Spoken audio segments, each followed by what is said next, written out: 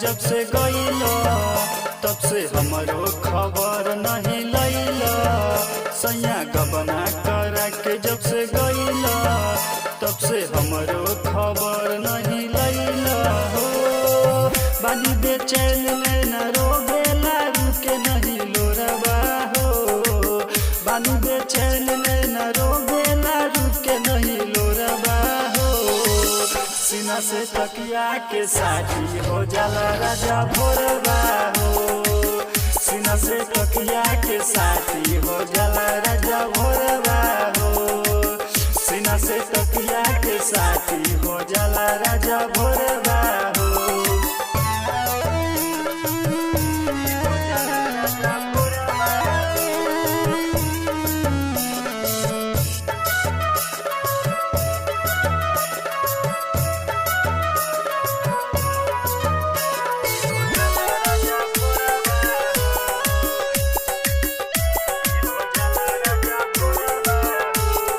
पल पल याद बस तोहरे सताबे।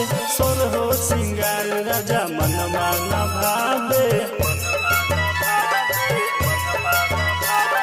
पल पल याद बस तोहरे सताबे। सोर हो सिंगार राजा मनमा न भावे। घर में अकेले हमके होता घुटन। तोहरा बिना सैया लागे न मन। लागे न मन सैया लागे न मन। लागे न मन सैया लागे न मन। ललसबा हमरो राजा कबया के लेबो तू कोरबा हो। ललसबा हमरो राजा कबया के लेबो तू कोरबा हो। सीना से तकिया के साथी हो जाला राजा भोरबा हो। सीना से तकिया के साथी हो जाला राजा भोरबा हो। सीना से तकिया के साथी हो जाला राजा भोरबा हो।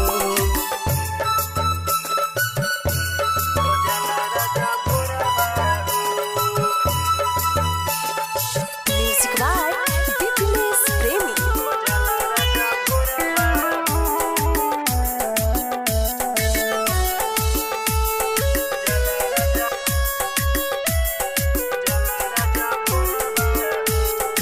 अब की तो छुट्टी लेके आवे के परी।